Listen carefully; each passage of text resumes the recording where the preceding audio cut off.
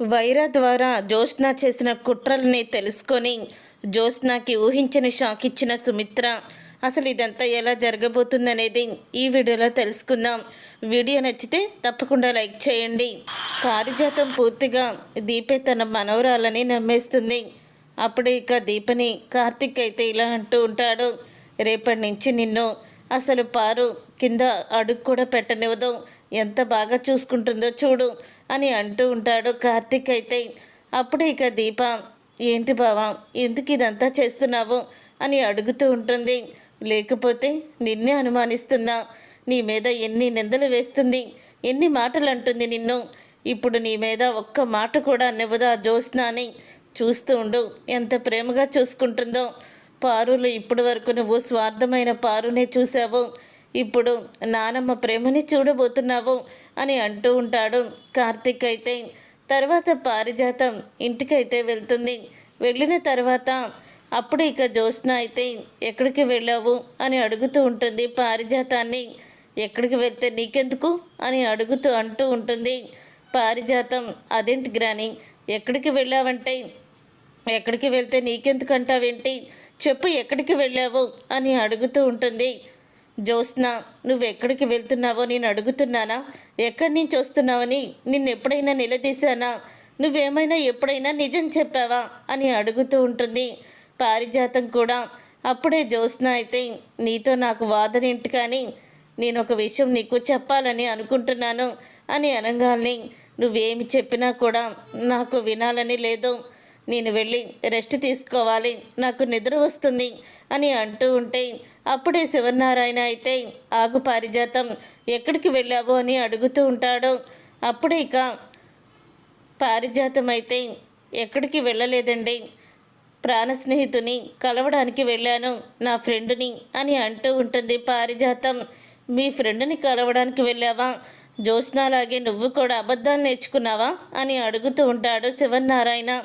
నేను అబద్ధం చెప్పడం ఏంటండి అని అనగానే, నువ్వు కార్తిక్ వాళ్ళ ఇంటికి వెళ్ళావు కదా అని అంటూ ఉంటాడు. అప్పుడు ఇక పారిజాతం అయితే, కార్తిక్ గారు ఫోన్ చేసి చెప్పాడా మీకు అని అనగానే, అవును అని అంటూ ఉంటాడు శివనారాయణ. అవును వెళ్ళాను, ఇప్పుడు ఏంటి అని అంటూ ఉంటుంది పారిజాతం. నేనేదో ఎక్కడికో దొంగతనానికి వెళ్ళినట్టు, ఏదో దొంగని ఇంట్రాగేషన్ చేస్తున్నట్టు చేస్తున్నారు, నేను వెళ్ళింది నా మనవరాలింటికే కదా అని అంటూ ఉంటుంది పారిజాతం. ఆ మాట విని ఒక్కసారే జ్యోత్స్న శివనారాయణ షాక్ అయిపోతూ, ఏంటి మనవరాలేంటి అని అంటూ ఉంటారు. కార్తిక్ నా మనవడైతే దీప నా మనవరాలే కదా అయ్యేది, అందుకని అలా అన్నాను అని అంటూ ఉంటుంది పారిజాతం. అయినా ఇప్పుడు ఈ టైంలో వాళ్ళింటికి వెళ్ళాల్సిన అవసరం ఏంటి నీకు అని అడుగుతూ ఉంటాడు శివనారాయణ. ఏంటండి మీరు, ఎందుకు అలా 1,00,000 కోసులు లేసి నన్ను చంపేస్తారు, నేను అసలు అలసిపోయాను అని పారిజాతం లోపలికి వెళ్ళిపోతుంది. అప్పుడే ఏంటి గ్రాని ఇలా ప్రవర్తిస్తుంది, ఈ టైంలో బావ వాళ్ళ ఇంటికి ఎందుకు వెళ్ళింది, నా మనవరాలు అంటుంది ఏంటి దీపని, అసలు గ్రాని ఎప్పుడు ఎలా మారుతుందో కూడా తెలీదు అని అనుకుంటూ ఉంటుంది జ్యోత్స్న. తర్వాత ఇక దశరథ వచ్చి, భోజనం చేశాక ఏదో ఇంపార్టెంట్ విషయం చెప్తానన్నావు కదా ఏంటది అని అంటూ ఉంటే, ఇప్పుడు కాదు రేపు బావ దీప అందరూ వస్తారు కదా అప్పుడు చెప్తాను అని అంటూ ఉంటుంది జ్యోత్స్న. సరే అప్పుడే చెప్పు అని అంటూ ఉంటాడు దశరథ అయితే. తర్వాత ఇక దశరథ అయితే కార్తిక్కి ఫోన్ చేస్తాడు. ఫోన్ చేసి, రేపు మీరు వచ్చాక నేను మీకు ఒక విషయం చెప్పాలి, అందరి ముందే నా నిర్ణయం చెప్తాను అని జ్యోత్స్న ఏదో మాట్లాడాలని చెప్పిందిరా, ఏం మాట్లాడుతుందో అని అంటూ ఉంటాడు దశరథ. ఏమైనా మాట్లాడిని మావయ్య, మనం కూడా దానికి తగ్గట్టే మాట్లాడదాము అని అంటూ ఉంటాడు కార్తిక్ అయితే. సరే దీపని తీసుకొని ఉదయమే వచ్చేయి అని అంటూ ఉంటే, దీపని అమ్మ పంపించదేమో అదే నేను అనుకుంటున్నాను అని అంటూ ఉంటాడు కార్తిక్ అయితే. నేను కాంచన్కి చెప్తాలేరా, నువ్వు దీపని పంపించు తీసుకురా అని అంటూ ఉంటాడు దశరథ. ఇక ఉదయం అవుతుంది. అప్పుడు ఇక కాంచన అయితే, చూడు దీప ఎక్కడికి వెళ్తున్నావు నువ్వు, కాలు నొప్పి ఇంకా తగ్గలేదు, నీరసంగా ఉన్నావు, ఇప్పుడు నువ్వు ఆ ఇంటికి అవసరమా అని అడుగుతూ ఉంటే, అది కాదమ్మా, ఇలా వెళ్ళి అలా వచ్చేస్తాను, రోజు అలవాటు పడిపోయిన ఇల్లు కదా, ఒకసారి చూసుకోకపోతే నా మనసు ఏదోలా ఉంటుంది. నేను అక్కడ ఏ పని చేయను, మీకు మాట ఇస్తున్నాను అని అంటూ ఉంటుంది కాంచనతో. అప్పుడు ఇక కాంచన అయితే, నువ్వు ఇంతలా చెప్తున్నావు కాబట్టి నిన్ను అక్కడికి పంపించడానికి నేను ఒప్పుకుంటున్నాను. సాయంత్రం వరకు కాకుండా నువ్వు తొందరగా వచ్చేయాలి. అక్కడ ఏ పని చేయడానికి కూడా అస్సలు కూడా నేను ఒప్పుకోను అని అంటూ ఉంటుంది కాంచన. నేనే పని చేయను, మీకు మాట ఇస్తున్నాను అత్తయ్య అని అంటూ ఉంటుంది దీప. తర్వాత కార్తీక్ దీప ఇద్దరూ కూడా శివనారాయణ ఇంటికైతే వస్తారు. పారిజాతం గుమ్మంలో అటు ఇటు తిరుగుతూ ఉంటుంది. అప్పుడు ఇక జ్యోత్స్న అయితే, ఏంటి గ్రాని అటు ఇటు తెగ తిరుగుతున్నావు, ఎవరి గురించి ఎదురు చూస్తున్నట్టుంది, ఎవరి గురించి అని అడుగుతూ ఉంటుంది జ్యోత్స్న. ఎవరి గురించి అయితే నీకెందుకు అని అనగానే అప్పుడే ఇక జ్యోత్స్న అయితే, ఆగు గ్రాని, నీలో ఏదో తెలియని మార్పు కనిపిస్తుంది. అసలు నువ్వేంటి, నువ్వు ఇలాగ ఎదురు చూపులేంటి, అసలు ఏమైంది నీకు, ఎందుకు ఇలా ప్రవర్తిస్తున్నావు అని అడుగుతూ ఉంటుంది జ్యోత్స్న. నా మనవరాలెవరో తెలిసిపోయింది అని అంటూ ఉంటుంది పారిజాతం. ఒక్కసారి జ్యోత్స్న షాక్ అయిపోతూ, నీ మనవరాలు ఎవరో తెలిసిపోయిందా, ఎవరు అని అడుగుతూ ఉంటుంది జ్యోత్స్న. దయచేసి జ్యోత్స్నకి ఈ విషయం అస్సలు కూడా నువ్వు తెలియనివ్వద్దు అని అంటూ దాసు చెప్పిన మాటలు గుర్తుకొస్తాయి పారిజాతానికి. నాకు అస్సలు కూడా నోరాగదు, ముందు వెనక ఆలోచించకుండా ఇష్టం వచ్చినట్లు మాట్లాడుతూ ఉంటాను, అయినా నేను సైలెంట్గా ఉండొచ్చు కదా అని లోపలే తనను తాను తిట్టుకుంటూ, నా మనవరాలు దొరికిందంటే ఇక నా మనవరాలు అంటే నా కొడుకుకు పుట్టిన నా మనవరాలు కాదు, ఇక నిన్ను దీపని ఇక నా మనవరాలు అనుకుంటాను అంతే అని అంటూ మాట మార్చేస్తుంది. నన్నే మనవరాల్ని అనుకో, నేనే నీ మనవరాల్ని, నీ రక్తాన్ని అని అంటూ ఉంటుంది జ్యోత్స్న. ఇంకా చాలు నీ నాటకాలు, ఇప్పుడు నువ్వేం చేసినా సరే నీకు సపోర్ట్గా ఉండడానికి నువ్వు ఇలా మాట్లాడుతున్నావు తప్ప నువ్వు నా మనవరాలు ఎలా అవుతావు అని అడుగుతూ ఉంటుంది పారిజాతం. ఇంతలో ఇక దీపా కార్తిక్ అయితే వస్తారు. వాళ్ళిద్దరిని చూసి, వచ్చేసారా, రండి రండి, మీ గురించే ఎదురు చూస్తున్నాను అని అంటూ ఉంటుంది పారిజాతం. అదేంటి పారు, మా గురించి నువ్వెదురు చూడడం ఏంటి, ఇదేదో విచిత్రంగా ఉంది అని అంటూ ఉంటాడు కార్తిక్ అయితే. కొన్ని విచిత్రాలు ఇలా ఉంటాయి బావా, ఆశ్చర్యపోయేటట్టు అని అంటూ ఉంటుంది జ్యోత్స్న. దీపకాలు ఎలా ఉంది బావా, పాపం కింద పడిపోతే కదలలేనంతగా దీపకి గాయమయ్యింది. డాక్టర్ హారిక గారు దీపకి చాలా హెల్ప్ చేసినట్టున్నారు అని అంటూ ఉంటుంది జ్యోత్స్న. అప్పుడే ఆ మాట విని దీప కార్తిక్ షాక్ అయిపోతూ ఉంటారు. డాక్టర్ హారిక గారు హెల్ప్ చేయడం ఏంటి అని అడుగుతూ ఉంటారు. అప్పుడు ఇక జ్యోత్స్న అయితే, అదే బావా, దీప పడిపోయేసరికి ఇక దీప తన కడుపులో ఉన్న బిడ్డని బ్రతికించుకోవాలని తను అనుకుంది కదా, అందుకని ఆ మాట అంటున్నాను. డాక్టర్ హారిక గారు చాలా గొప్పవారు, తను ఏం మాయ చేశారో తెలియదు కానీ అంతా కూడా మీరు అనుకున్నట్టే జరిగినట్టుంది అని అంటూ ఉంటుంది జ్యోత్స్న. జ్యోత్స్న మాటలు కార్తిక్కి దీపకైతే అర్థమైనట్టు అర్థం కానట్టు కూడా ఉంటాయి.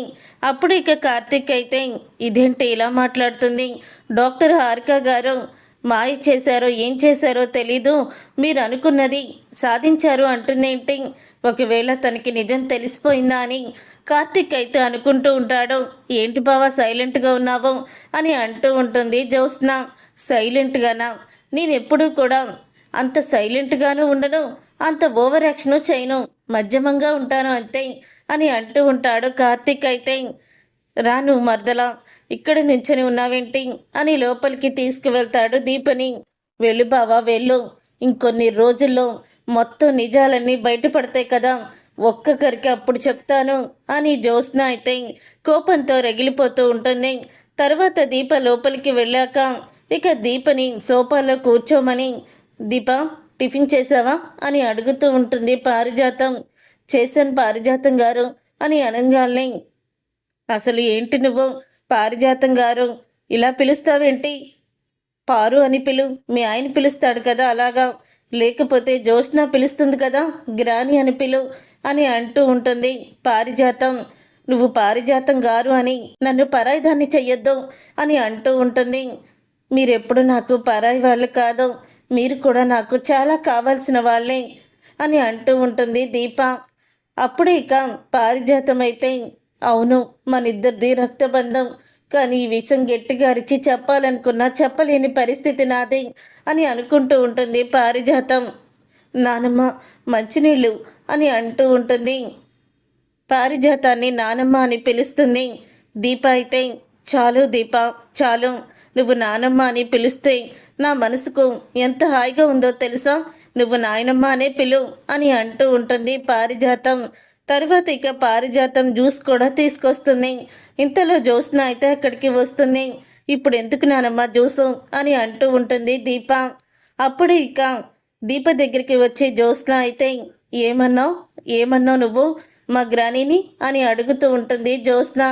ఏమన్నాను, జ్యూస్ తీసుకొస్తే అంత జ్యూస్ వద్దు అన్నాను అని అంటూ ఉంటుంది దీప. దానికి ముందు ఏమన్నావు నువ్వు అని అడుగుతూ ఉంటుంది జ్యోత్స్న. దానికి ముందు నేనేమన్నాను, నేనేమీ అనలేదే అని అంటూ ఉంటుంది దీప అయితే. ఓ అదా, నానమ్మ అన్నాను, దాంట్లో తప్పేముంది, ఆవిడ నాకు వరుసకి నానమ్మే కదా అని అంటూ ఉంటుంది దీప. దీప అలా అన్న తర్వాత అప్పుడే ఇక జ్యోత్స్న అయితే, వరుసకి నీకు నానమ్మ అయినా సరే పారిజాతం గారు అనే పిలు, నువ్వేమీ నానమ్మ అని వరుసలు కలపాల్సిన అవసరం లేదు అని అంటూ ఉంటుంది జ్యోత్స్న. జ్యోత్స్న మాటలు విని అప్పుడే శివనారాయణ అయితే, జ్యోత్స్న ఏదో గొడవ పెట్టుకోవాలన్నాడు, కాకపోతే నువ్వెందుకు ఇలా రియాక్ట్ అవుతున్నావు, ఏదో పారిజాతాన్ని తను నానమ్మ అని పిలుస్తుంది, దాంట్లో తప్పేముంది అని అంటూ ఉంటాడు శివనారాయణ. అప్పుడు ఇక ఆ మాట విని జ్యోత్స్న అయితే, అది కాదు డాడీ, పాపం గ్రానీకి ఇష్టం ఉండొద్దా ఆ పిలుపు అని అంటూ ఉంటే, నేనే కావాలనే పిలిపించుకుంటున్నాను, నాకు ఇష్టం లేకపోవడం ఏంటి అని అడుగుతూ ఉంటుంది పారిజాతం. అయితే జ్యోత్స్నకు అలా చుక్కలు చూపిస్తూ ఉంటుంది. ఇంతలో సుమిత్ర అయితే వస్తుంది. ఏంటమ్మా దీప, నీరసంగా ఉన్నావు కదా, ఎందుకు వచ్చావు నువ్వు అని అడుగుతూ ఉంటుంది సుమిత్ర. ఏం లేదమ్మా, రోజు వచ్చే ఇల్లు కదా, మళ్ళీ అలవాటు అయిపోయింది, ఇక్కడికి కనీసం ఒక కూర్చొని ఒక గంట అయినా లేకపోతే రోజంతా ఏదో వెలితిగా అనిపిస్తుంది అని అంటూ ఉంటుంది దీప.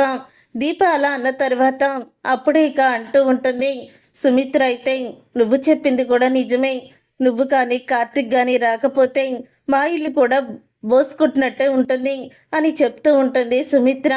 ఇంతలో ఇక సుమిత్ర దీపతో అంటూ ఉంటుంది, అమ్మ దీప, కడుపులో బిడ్డ మాత్రం హెల్తీగా ఉండాలి, నువ్వు బాగా తినాలి, హెల్తీ ఫుడ్ అలవాటు చేసుకో అని చెప్తూ ఉంటుంది జాగ్రత్తలు. ఇంతలో ఇక దశరథ అయితే, అందరూ వచ్చాక నీ నిర్ణయం ఏంటో చెప్తానని చెప్పావు కదా, ఏంటి జ్యోత్స్న అని అడుగుతూ ఉంటాడు. చెప్తాను డాడీ, నేను పెళ్లి చేసుకోవడానికి ఒప్పుకుంటున్నాను, మీరు చూసిన సంబంధమే నేను పెళ్లి చేసుకుంటాను అని జ్యోత్స్న అయితే చెప్తుంది. ఆ మాట విని ఒక్కసారి అందరూ కూడా చాలా ఆనందపడుతూ ఉంటారు, కార్తీక్ దీపతో సహా. అప్పుడు ఇక సుమిత్ర అయితే, ఎంత మంచి మాట చెప్పావు జ్యోత్స్న, ఇన్ని రోజులు ఈ మాట గురించే నేను ఎదురు చూస్తున్నాను అని అంటూ ఉంటుంది సుమిత్ర అయితే. బట్ వన్ కండిషన్ మమ్మీ అని అంటూ ఉంటుంది జ్యోత్స్న. అప్పుడు ఇక దశరథ అయితే, కండిషనా ఏంటది అని అడుగుతూ ఉంటాడు. అప్పుడు ఇక జ్యోత్స్న, నేను పెళ్లి పీటల మీద కూర్చున్న తర్వాత మొత్తం వీలునామా మార్చేసి నా పేరు మీద ఆస్తి రాయించమని మళ్ళీ వీలునామా తిరిగి రాయించు అని అంటూ ఉంటే, ఆ మాట విని ఎలాగో నువ్వు పెళ్లి చేసుకొని పిల్లల్ని కంటే ఆస్తి నీకే వస్తుందని మొత్తం దశరథ వీలునామా రాసి రాయించాడు కదా మార్చేసి, మరి ఇలా మాట్లాడుతున్నావేంటని పారిజాతం అడుగుతూ ఉంటుంది. లేదు, నా పేరు మీద మొత్తం ఆస్తిని రాయాలి, జ్యోత్స్నకి ఈ ఆస్తి మొత్తం చెందుతుందని పేరుతో సహా రాయించాలి అని అంటూ ఉంటుంది జ్యోత్స్న. ఆ మాట విని దశరథ అయితే షాక్ అయిపోతూ ఉంటాడు. అంటే నువ్వు నా రక్తం పంచుకొని పుట్టిందానివి కాదా, మా బిడ్డవి కాదా అని అడుగుతూ ఉంటాడు దశరథ. లేదు డాడీ, వీలునామాలో ఆస్తి విషయాలు రాసేటప్పుడు పేర్లు తప్పకుండా రాయాలి, నువ్వు అలా రాయించు, నేను పెళ్లి పీటల మీద కూర్చున్నప్పుడే నువ్వు ఆస్తి పత్రాలని నా చేతిలో పెట్టాలి అని అంటూ ఉంటుంది జ్యోత్స్న.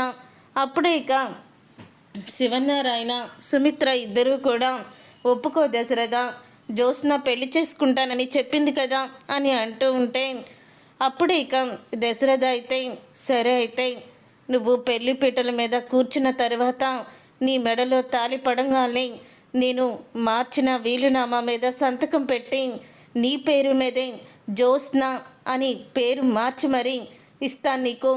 ఆస్తి మొత్తం నీ పేరు మీదే రాస్తాను అని అంటూ ఉంటాడు. అప్పుడే ఇక ఆ మాట విని జ్యోత్స్న అయితే తాళి కట్టిన తర్వాతనా అని అంటూ ఉంటుంది.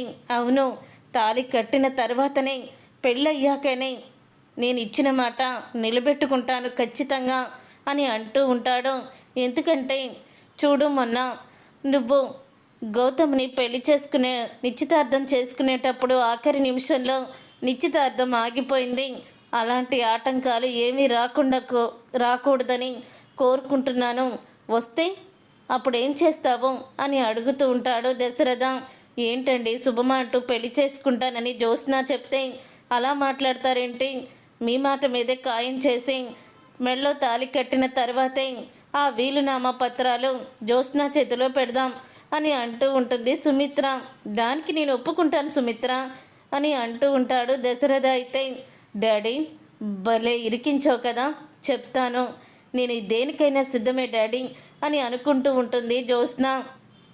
తర్వాత ఇంకా సుమిత్ర అయితే ఇక జ్యోత్స్నతో మాట్లాడదామని చెప్పి తన గదికైతే వెళ్తూ ఉంటుంది. అలా వెళ్తున్నప్పుడు ఇక జ్యోత్స్న అయితే గదిలో ఉండదు. గదిలో లేకపోయేసరికి పారిజాతాన్ని అడుగుతూ ఉంటుంది. ఇంతకీ జ్యోత్స్న ఎక్కడుంది అత్తయ్య గారు, గదిలో లేదు అని అడుగుతూ ఉంటే ఏమో ఎక్కడికి వెళ్ళిందో నాకు తెలీదు అని అంటూ ఉంటుంది పారిజాతం. ఇంతలో గదిలో ఫోన్ అయితే రింగ్ అవుతూ ఉంటుంది జ్యోత్స్నాది. అదేంటి ఫోన్ గదిలోనే ఉన్నట్టుంది అని అనుకుంటూ మళ్ళీ గదిలోకి వెళ్ళి చూడంగానే ఫోన్ అయితే ఛార్జింగ్ పెట్టి ఉంటుంది. అప్పుడే దగ్గరికి వెళ్ళి ఇంకా ఛార్జింగ్ పెట్టిన ఫోన్ అయితే చూస్తుంది. దాంట్లో వైరా పేరు అయితే రాసుంటుంది. అప్పుడే వైరా పేరు రాసుండడం చూసిన సుమిత్ర అయితే ఇదేంటి, ఆ వైరా ఎందుకో జ్యోత్స్నాకి ఫోన్ చేస్తున్నాడు, మళ్ళీ జ్యోత్స్నాని ఎందులో అన్నా ఇరికించాలని చూస్తున్నట్టున్నాడు. ఈసారి మాత్రం జ్యోత్స్నాని ఖచ్చితంగా ఇలాంటి వాటర్లో ఇన్వాల్వ్ అవ్వకుండా చూసుకోవాలి అని అనుకుంటూ ఇక ఫోన్ అయితే కట్ చేస్తుంది. మళ్ళీ చేస్తాడు. ఇక ఒక్కసారి ఫోన్ లిఫ్ట్ చేయగానే చెప్పేస్తాను మా అమ్మాయి జోలికి రావద్దని అని వెంటనే ఇక ఫోన్ లిఫ్ట్ చేస్తుంది సుమిత్ర. ఇక ఫోన్ లిఫ్ట్ చేసేసరికి హాయ్ జ్యోత్స్న, మొత్తానికి భలే తప్పించుకున్నావు ఆ రోజు. అసలు నా దగ్గరికి వచ్చి నేను సీఈఓ సీట్లో కూర్చోవాలి, ఈ కాశీని అడ్డు పెట్టుకొని మా మావయ్యని సీఈఓ సీట్లో నుంచి దించేసి తనని అరెస్ట్ చేయించాలి అంటూ ప్రతి విషయంలో కూడా నువ్వు ఇచ్చిన సలహాతోనే మేము ముందుకు వెళ్ళాము. కానీ తీరా కార్తీక్ మమ్మల్ని పట్టుకొని మీడియా ముందుకి తీసుకొచ్చినప్పుడు నాకు అసలు నీకేమీ తెలియనట్టు భలే నటించావు. కానీ అప్పుడు నాకు ఒక ఆధారం దొరకలేదు, నువ్వే నా చేత ఇదంతా చేయించావని. నా దగ్గర సాక్ష్యాలు లేవు, లేకపోతే ఖచ్చితంగా నేను బయట పెట్టేసేవాడిని.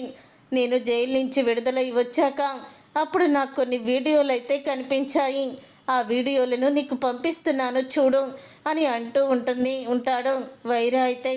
అప్పుడు ఇక వైరా వెంటనే ఫోన్ పెట్టేశాక ఆ వీడియోలను అయితే ఇక చూస్తూ ఉంటుంది. ఆ వీడియోలను చూసి షాక్ అయిపోతూ ఉంటుంది. తను వైరాతో అన్నీ కూడా డీల్ కుదుర్చుకోవడం అంతా కూడా ఉంటుంది. అవి చూసి షాక్ అయిపోతూ, అంటే వైరాతో జ్యోత్స్న చేతులు కలిపిందనమాట అని అనుకుంటూ సుమిత్ర అయితే బయటికి వస్తుంది. అలా బయటికి వచ్చినప్పుడు పారిజాతం అడుగుతూ ఉంటుంది జ్యోత్స్నని, ఒసే జ్యోత్స్న, నువ్వు ఈ మధ్య చాలా ఎక్కువగా డబ్బులు ఖర్చు పెడుతున్నావు అని అంటూ ఉంటుంది. డబ్బులు ఖర్చు పెట్టకపోతే ఎందుకు గ్రాని, నా దగ్గర చాలా డబ్బులున్నాయిలే, కంపెనీలో చేసిన స్కామ్ తాలూకు డబ్బులు అవే ఖర్చు పెట్టుకుంటున్నాను, నా ఖర్చులకు అవి సరిగ్గా సరిపోతాయి అని అంటూ ఉంటుంది జ్యోత్స్న. అంటే జ్యోత్స్న కంపెనీలో స్కామ్ కూడా చేసిందనమాట.